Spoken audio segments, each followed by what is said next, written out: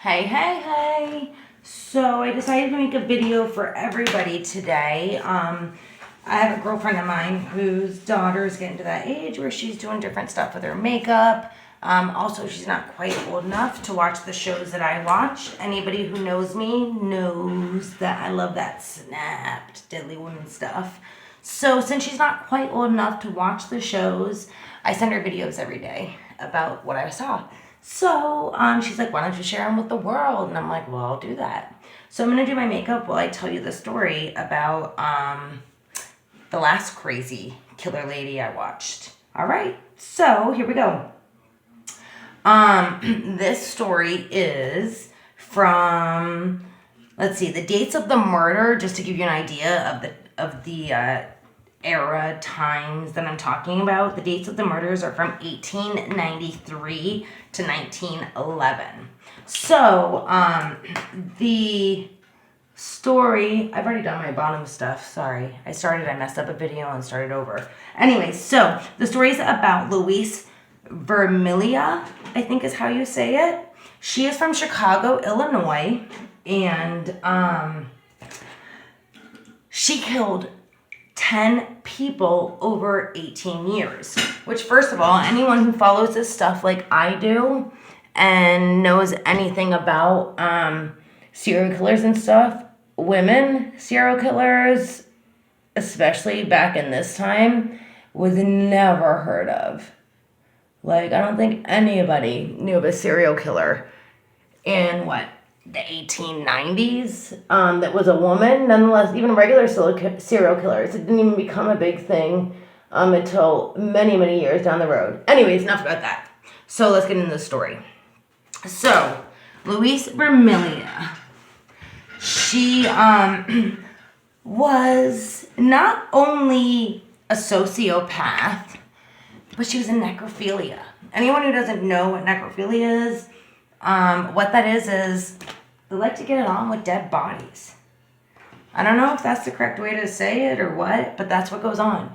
These ladies or men, whatever it is that are into this necrophilia stuff, lots of them are serial killers and murder people, but after they murder them, they go back and pull up the corpses or leave the dead bodies out so that they can come back and visit them to have intercourse, sex, pleasures.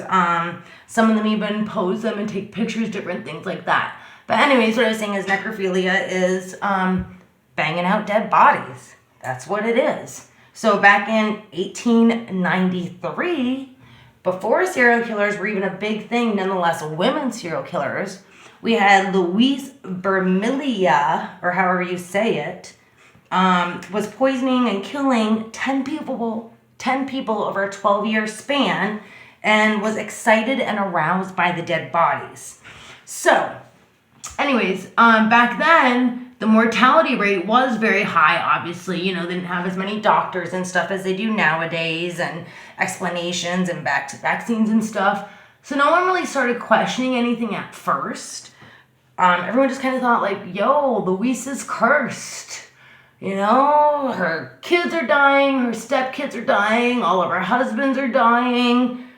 They probably thought they had the Polish curse like my grandma has. Bubba.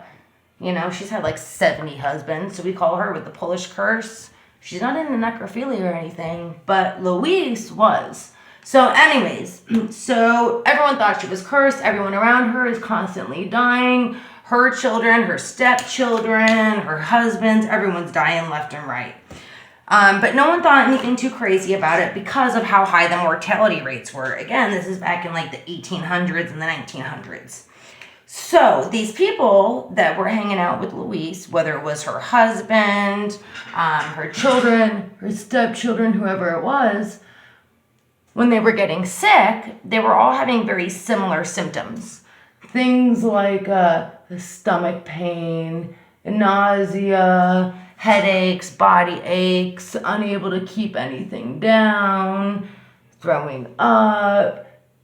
And who's by their side to nurse them better? Who do you think? Miss Louise. So there's Miss Louise over by their sides, nursing them better, but people are dying left and right. It is what it is. At this point, let's be honest, she's not killing for any other reason than pleasure. It's a pleasure thing for her at this point. She's getting sexual gratification from it.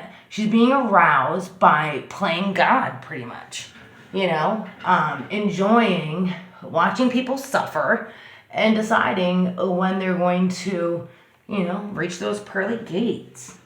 So she goes through all this, whatnot. Eventually she gets busted. Yes, the curse of, oh, poor Louise, everyone around her is dying was one thing, but after 10 people, they started catching on. They're like, yo, this lady's doing something to people. So they decide to bring her to, the courts of justice, whatever. And while she's waiting for trial on her 10th victim that she poisoned, Louise actually poisons herself. Now, I don't know if this is poetic justice or what, but so she poisons herself to try and kill herself before having to be, brought to justice over what she's done, but she doesn't kill herself. She ends up poisoning herself and is paralyzed. So she takes this poison when she's supposed to, be sitting on trial and sitting in prison waiting to go to trial to find out her sentence. She takes this poison, so she ends up paralyzing herself. You're not going to believe what happens next. Back in this time, in 1915, when the trial happened, the jury was divided, which means that the paralyzed killer went free. Unfreaking believable. That's what happened.